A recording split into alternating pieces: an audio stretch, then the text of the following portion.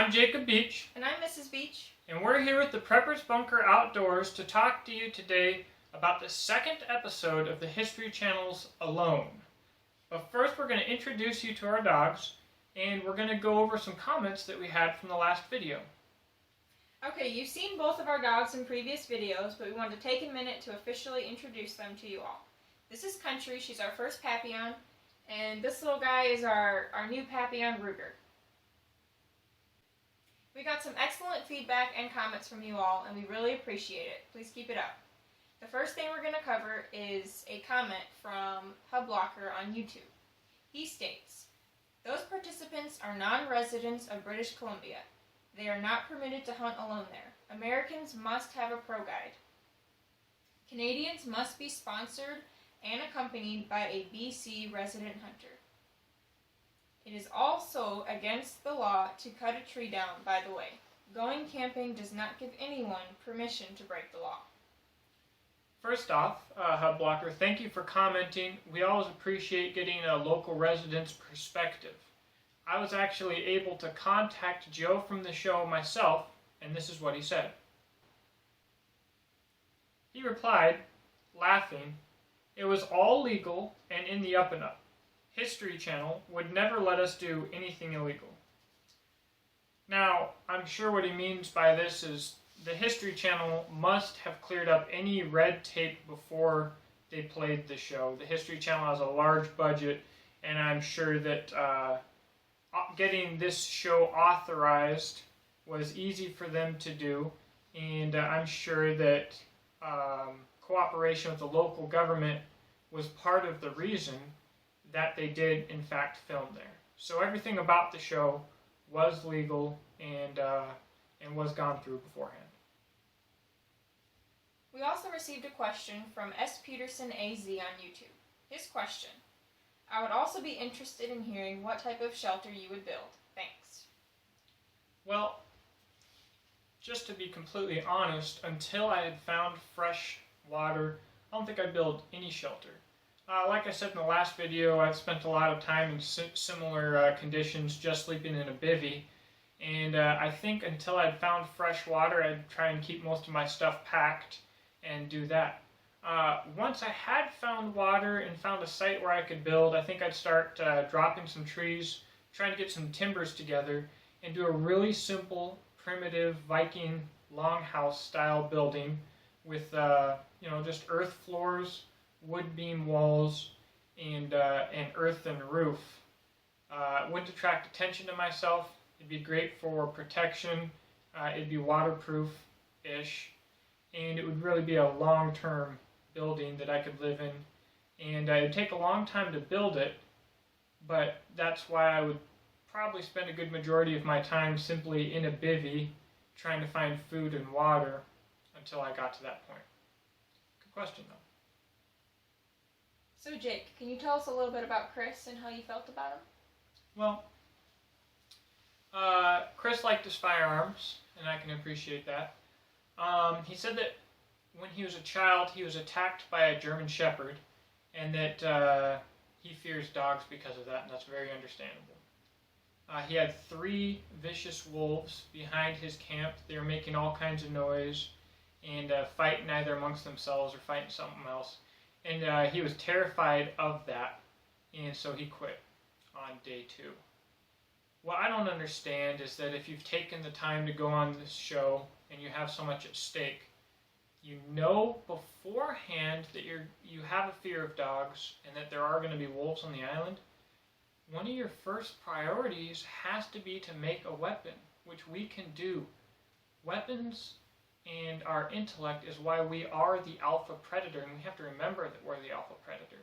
So, although he may never have had an incident with wolves, he may or may not have, if he had simply at least tried to make a weapon to carry with him, it could have given him the peace of mind to endure, and he didn't do that. Ultimately, I think Chris was defeated by Chris. It was another mental defeat like Josh. What do you think? Well, I totally understand Chris's fear based on the fact that he was attacked by a dog. Absolutely. But my thought is, he made it through the night, which was by far, the scariest moment. You're in the dark, you can't see. That scene was very intense with those wolves howling like that. That's very scary. But he made it through the night. The scariest part. So now that you've made it through the night, you're okay. Move your camp. Go somewhere else. Yeah. And if the same night was, or if the next night was like that, then quit or whatever you want to do. But I think before he just called it off, he should have tried to move camp, try a little bit harder, try to make a weapon. I feel like he could have tried a little bit more. I think the thing is that people are forgetting. I think we've become so disconnected with nature that people forget that we are the alpha predator. And attacks that result in death by wild animals, except when people were provoking the wild animals, are very rare, especially if you're not talking about something poisonous. There's really nothing poisonous in this area. So, I think that we've just become too detached with the reality of who we are and what our place is. So, how did you feel about Mitch? In this episode, I was continuously impressed by Mitch. Number one, his wolf killing strategy, something that terrified Chris, wolves. Mitch found a way to ease his mind and to overcome that fear by holding his knife right here. He had his headlamp on, and his thought was, well, if the wolf comes into my tent, I'm going to blind it by my headlight, and I'm going to stab it until it leaves or it dies. So that was really smart thinking. I was also extremely impressed with his tarp boat. I would have never thought to do that. The cool thing about this show is that I'm constantly learning. Each episode I learn something new about survival. So that was just a genius, just super, super cool. I also loved his teepee shelter. It kind of makes me want to go out into the woods and make one myself just because it was so cool. And what a neat shelter. He said it would keep in any heat, and that's just excellent for a shelter, and especially for an area like that. Remember that it's in the 40s typically where they are, so it's cold. So keeping heat in is definitely a big thing. How did you feel about Mitch? Well, I was also very impressed with Mitch. What I liked most was that Mitch struck me as being fairly mentally stable. Mitch was able, even when he was very stressed out, which I think we saw him fairly stressed out here, he was able to calm down. He was always calm, and he was able to think about things. His strategy with the wolves may or may not have worked. I really liked the strategy, I can't say, but I think the most important thing that it did was give him peace of mind, give him the strength to stay there that night. That boat is actually called coracle, I believe. It is an ancient design that used to be used a lot, I believe, in Greece, and that was impressive. I was impressed with this shelter because after he crossed, he was soaking wet and night was coming, and he was able to get himself together and get his shelter up before it was too late at night, or whatever else the case was. I think in this episode, what Mitch did so important to me was he kept calm, and he kept logical, and he found himself, like everybody has in this show, and everybody will in a survival situation, you find yourself in obstacles, and he did exactly what you need to do. Calm down and think things through. Don't expend too much energy. Just do what needs to be done, and if you don't know what needs to be done, take a second to think about it. Right. I think he was truly excellent in this episode. Absolutely. So Jake, how did you feel about Wayne? Well, I actually saw some of Wayne's videos before this show, and Wayne is actually what got me interested in this show. I saw some of his posts on the Meeting of the Prepared Minds, where I spend a lot of my time. And so I liked the guy off the bat. One thing that he did in this episode was he found a buoy. And I immediately was thinking, get a fishing line on it and get a fishing line out to shore so it won't float away, and see if you can't get something hooked out there. But I'm sure that he's going to find something interesting to do with it. The options are almost endless. But we haven't learned a lot about Wayne from the show, which is kind of a bummer. So far, I feel like I still don't know most of the characters. It could be because they just didn't get as good a video, or whatever the case may be. I know it can be hard out there, for one, just to survive, but for two, to videotape it. Right. What an irritation. But I wish we knew a little bit more about Wayne in the show. We saw a section of him and his primitive tools, which were impressive. I don't want to go into relationship advice about his girlfriend and his locked door and how she feels about that. But the other thing that I noticed is that he had a Becker BK2. Very classy, very cool. I like Beckers myself, as you can see here. So that was neat. But overall, from this show, I don't feel that we've gotten to know Wayne or his capabilities yet, and I'm excited to do that. What do you think? Well, I definitely agree that there are some characters that we feel like we know a lot more about, and others we haven't really seen a whole lot of them. And Wayne is one of those characters. And I think that his primitive tools were very neat. I think that is really cool that he kind of had that experience. He has that experience making knives and primitive tools to use. So I think that kind of gives him an advantage there for survival. Yeah, definitely. Mariah, how do you feel about Lucas? Tell us a little bit more about him. Okay. Well, I really liked his idea of sewing eyes on the back of his hat. That's pretty cool. I think that was very smart and very creative thinking. It's not something that you would think to do. But again, I learned something. Maybe I need to get some eyes sewn on the back of one of my hats. He also had a really cool shelter set up. A nice big area that could stay dry. And he had a really cool branch bed that he was working on to give him cushioning. So I thought that was really neat too. It's very important to get yourself up and off the ground. He said that his tarp had kept his body heat in. I don't know how that's possible because, I feel like it takes a lot more to insulate from the ground for me. And any time I've spent on something as thin as a tarp, I've been very, very cold. But I was very impressed with the shelter. It was cool. It might not have held warmth in very well, but he had the fire right there.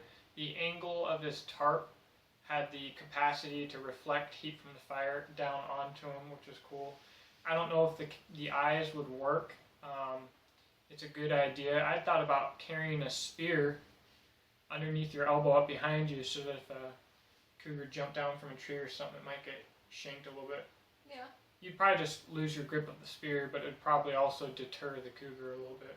Right. So I was thinking on a similar wavelength there, but he's another character that we really know very, very little about, have gotten very little time to see, and he's definitely an interesting character. Yeah, I like him so far. Jake, what are your thoughts on Allan? Well, first off, anybody who shows up to a show like this in multicam is going to get a go from me. Especially if they're carrying a kukri. I noticed that Allan was carrying a condor kukri. Looks like a nice piece. I'll actually be reviewing it and comparing it to some other kukris here pretty soon. Looks like a cool blade, but that's a big plus for me. Very versatile tool. Allan used a slug. That's great. That was a great video. And his cooking voice. That cracked me up. I loved it. That was just hilarious. He should have his own cooking show. That was great. So, he got out there, he got water, he found a little nibble of some food, and I'd have to say that Allan is, at this point, is probably one of my favorite characters. I haven't picked who I think is going to win yet, but if I had to pick who I liked the best so far would probably be Allan. What about you? Well, first of all, I commend him for eating a slug. That's pretty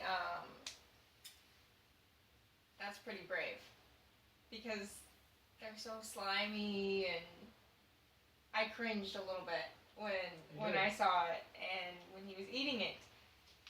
He said it tastes good though. I can't say that I'm gonna try it though. Maybe if I'm out in the woods and I'm hungry, I'll remember, hey, I can try to eat a slug.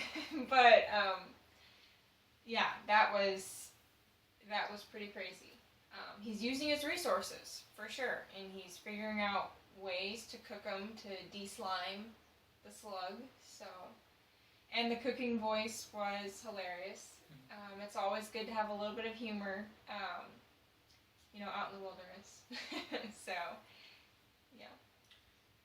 Allan, if you're watching this, we really want to know if you will continue eating the slugs when you go home.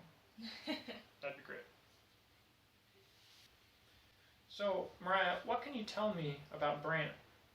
Well, there's not a whole lot that I can tell you about Brant, because we don't really know a whole lot about him, and he hasn't had a whole lot of filming so far.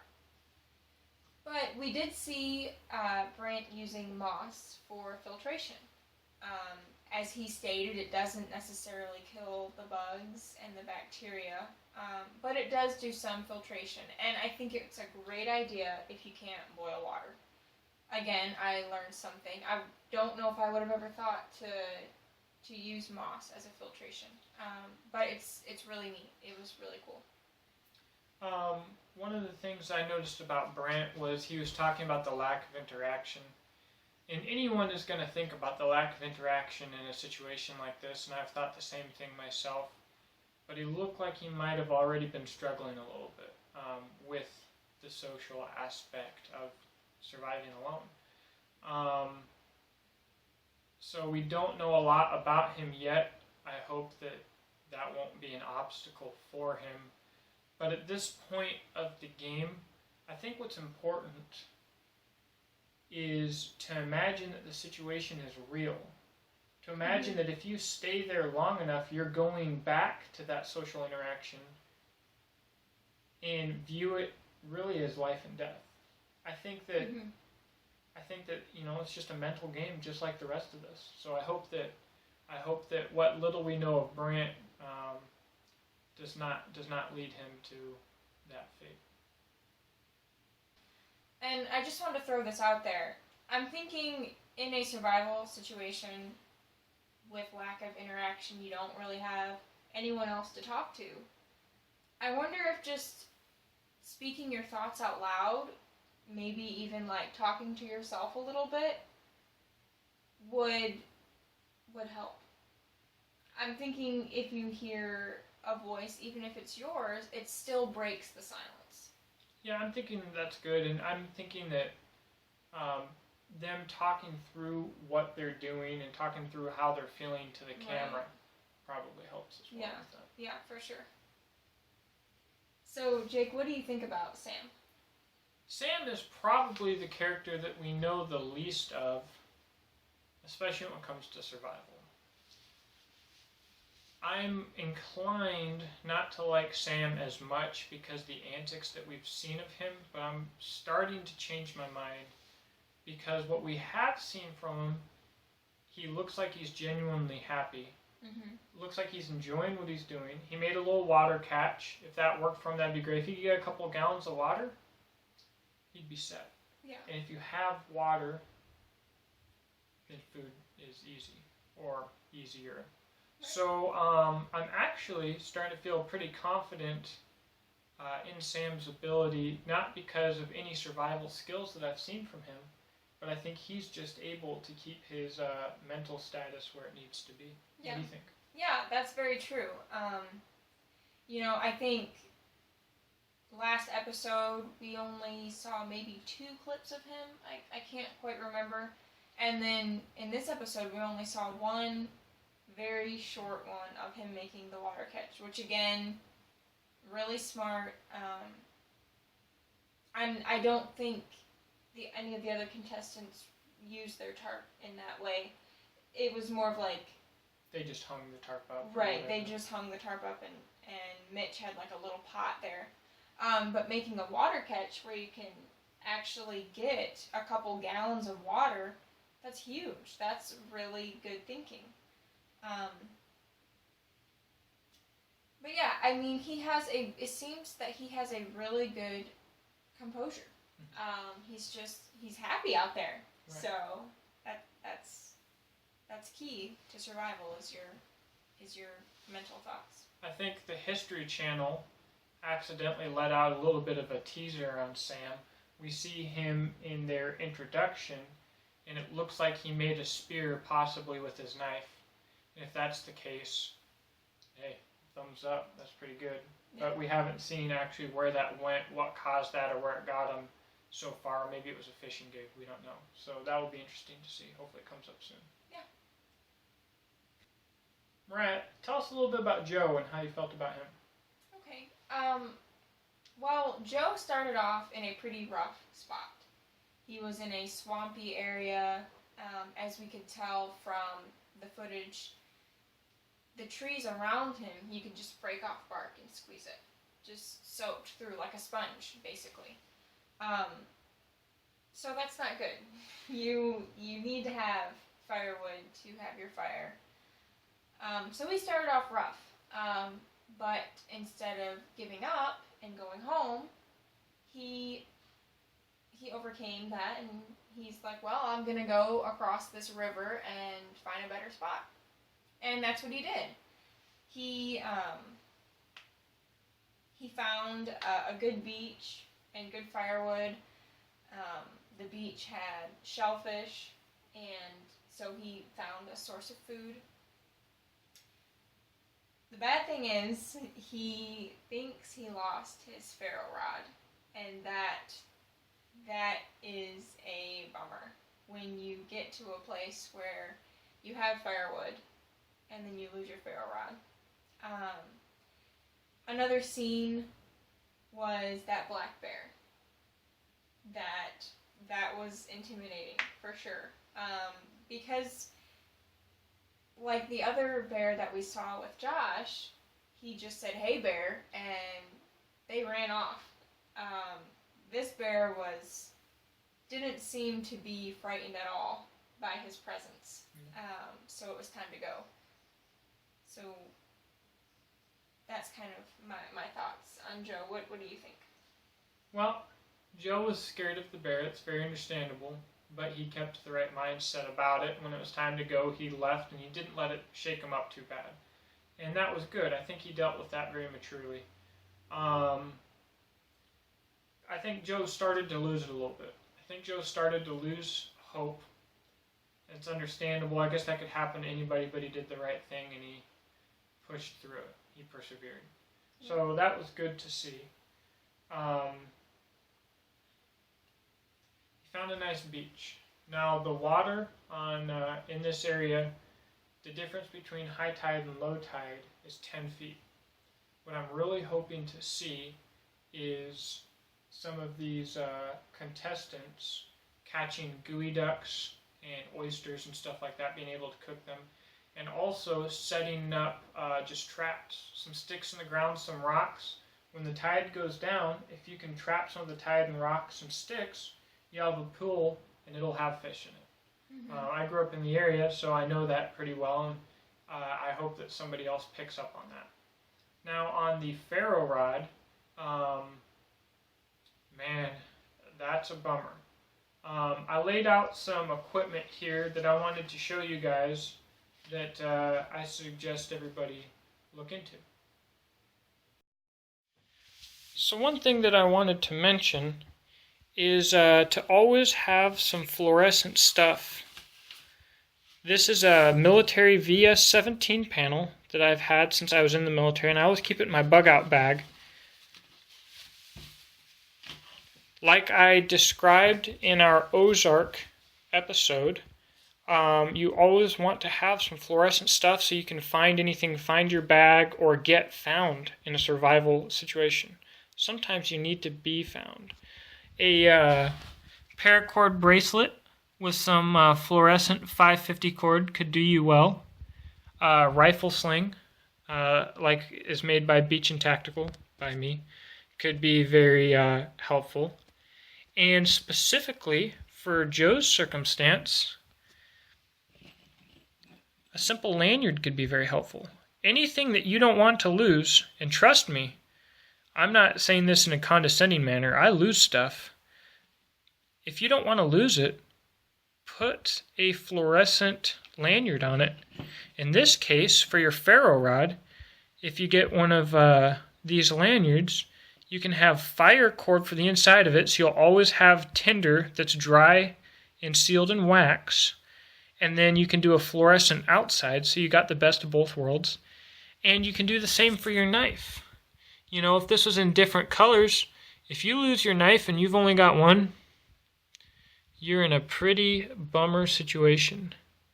But just something simple dangling off the end of your knife that's brightly colored could really make the difference in a survival situation. So that's one thing that I wanted to bring up from Joe's situation. Thanks for watching. If you have any comments or suggestions, feel free to let us know, and we'll pick a couple of them to answer in the next episode. I just broke 100 subscribers. It's a big deal for me. I'm very happy. I'm very thankful for all of my subscribers. I'm trying to grow, and I would like to make this part of my career. So please share my videos. I think that I have some of the best subscribers. You guys are great, get a lot of views. And I got to continue to grow, and I want to do it organically, just as I have. So please share my videos, and thank you for your time. I guess we'll see you next time.